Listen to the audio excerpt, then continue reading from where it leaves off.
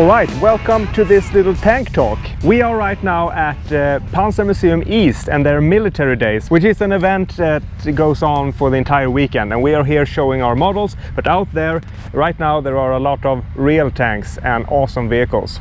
As you might hear, actually. But we're here today to talk about this monstrosity of a model. So tell me, Martin, what is this?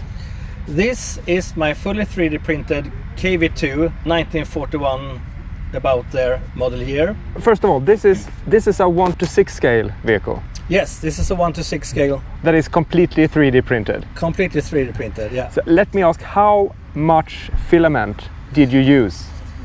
I think this is around 28 to 31 kilo rolls of filaments. Wow. And it's all printed in PLA? Yes, except one of the tracks. One of the tracks is PETG, the other is PLA, and the rest of the tank is PLA. And these boxes actually are PETG as well. Other than that, it's just PLA. Incredible. When I build my models, I usually have a hull made of plywood, yeah, to speed things up and to quickly create a box to put everything in. But this is 3D printed through and through. Yes, it is. The hull, the turret, everything. Well, the mudguards, I should say, are, one of them is aluminium and one of them is steel. I just took what I had in the garage while I was building it. That's awesome. That's how we should do it. Well, how thick is the side of the tank? The sides of the tank, how thick are they? If they are fully 3D printed, have you used 100% infill or? No, there's like 2.5 millimeter the perimeters. The walls. The walls. I think this is quite around 20%, 25 maybe of infill, so not much at all. But it seemed to hold up great. It's been out in the sun. Today actually it's been really sunny. It's been out in the sun almost all day, and it seems to hold up quite well. There's the engine deck, it's a bit saggy, but overall it's quite all right actually. Incredible. So with all that in mind, how much does this behemoth weigh? I think it's around 30 kilos with the battery and the motors and everything. Is around 30 kilos. It's no problem for me and my wife to lift it in and out of the house and in and out of the car. We just lift in one end, so it's quite easy to get it in and out of the car. I have ramps as well, but I never use them for this one. So a 30 kilo model, fully 3D printed, and you mentioned right before here, what type of motors do you use? Same as you in the Centurion, Jura, Mek. What are those? The motors are 35 Newton meters, I think, and it's 18 volts. Screwdrivers. Electrical drills. Electrical drills, yeah. But I only ran them on 12 volt on this one. Yeah. My ESC is just good up to 12 volts, so yeah. I need new ESCs, and I might go over to 18 volt in this one actually. To be able to use 18 volt batteries to the electric drills. I have a few Makita batteries, and you can buy this knockoff Makita as well. So I will 3D print like a stand for the Makita, so I can just put in Makita batteries in it. It's 5 amp, 18 volts.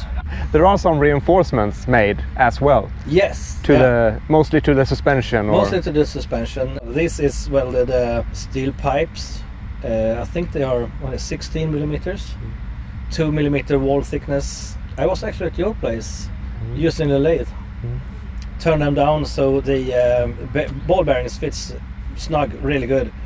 So it's all ball bearing steel suspension, and I took the files for the 3D files, and I changed them in the files for the road wheel arms. The road wheel arms, yeah. I changed them in Tinkercad. They look the same, but the inside is a 16 millimeter hole for my welded arms. So I just glued the 3D printed good looking parts onto my homemade suspension arms.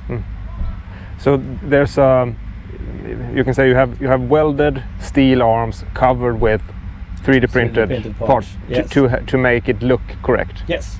That's excellent. So, and the suspension is pretty peculiar as well. Yeah, the original KV tank had torsion bar suspension. That's why the wheels are a bit offset.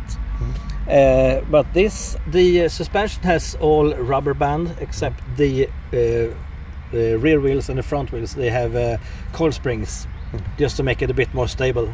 And the tracks are also 3D printed.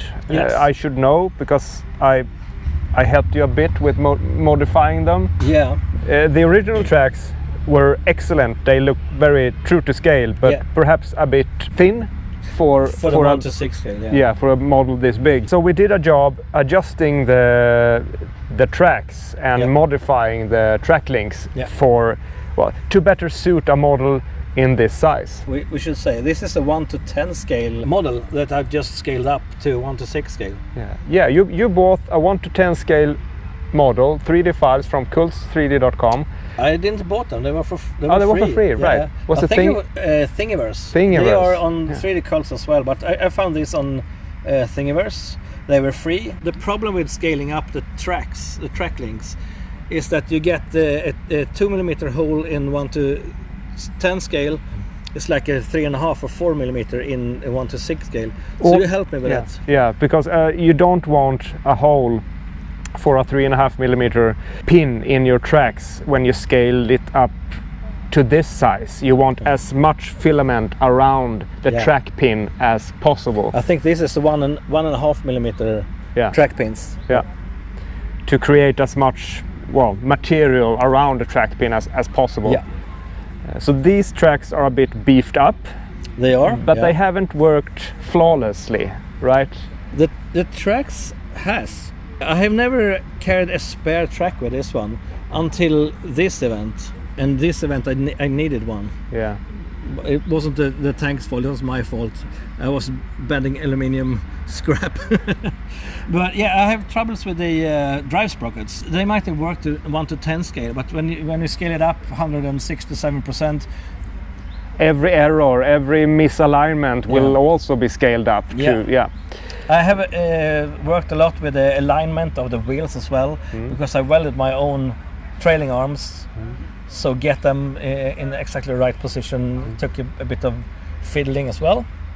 But and it has become better, right? A lot better, yeah. But we're not there yet. We're not there yet. We are not there yet. I say we because I think this model really deserves to run well. And right now there are some issues with as you said, some issues with the drive sprocket. Yeah. But we will solve that eventually. Over a few beers. But except for the accident with the scrap metal earlier, they have held up really good. Very good. And I've turned around in high grass and in gravel and everything, and they work perfectly. No problem at all. Have you encountered any other problems when scaling this model up to 1 to 6 scale, like turrets or guns or anything? The turret rotation, it's all my design now. The earlier ones, or the original ones, was a really good one, but you needed exact alignment, turrets, and the servo, because the gears was angled gears, so you need the perfect alignment, and this is not the perfect alignment at all. So I just designed them with a straight cut gear, so you don't need that good of alignment at all. So now it works perfectly. It's a rubber band holding the servo to the gears, so if I need to turn the turret by hand, I need to just loosen the rubber band. So it's very simple, but it works perfectly. The gun as well, the servo had to work quite hard to hold the gun up, because it's quite a lot of weight up here. But I've 3D printed a holder, so I have like a big M30 nut and a bolt in the back of the gun, so it's perfect now. Awesome. It's a super impressive model, and it really has a present when it's out driving. You can't miss it. No, you really can't. And it's a very charming model too, looking as it is with this huge turret and everything. The boxy shape. It's an incredible model. It's a comic tank. Yeah, it's an absurd tank. Since this being a PLA model, have you had any issues with heat? I mean, the summer can be quite warm. Yeah, not much actually. This has been out quite a lot in the sun, and nothing really happened. One of the engine decks have sagged a little bit, but I think that's from standing in my garage with the sun shining through the window. I think that's from that. Thin, like these boxes, the thin plastic is PET-G, so they hold up quite well. So yeah, it works okay.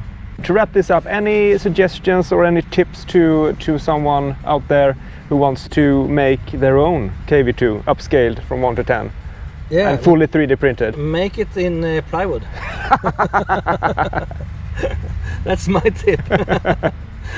Now, this comes from me buying the Anycubic Cobra 2 Max. A really large 3D printer. A quite large 3D printer. So I just thought, what the heck, and did it. Took about 5 months of 3D printing and just get it like a rolling chassis. 2 years in the making now. So well, this tank being awesome in itself, it does have a new feature.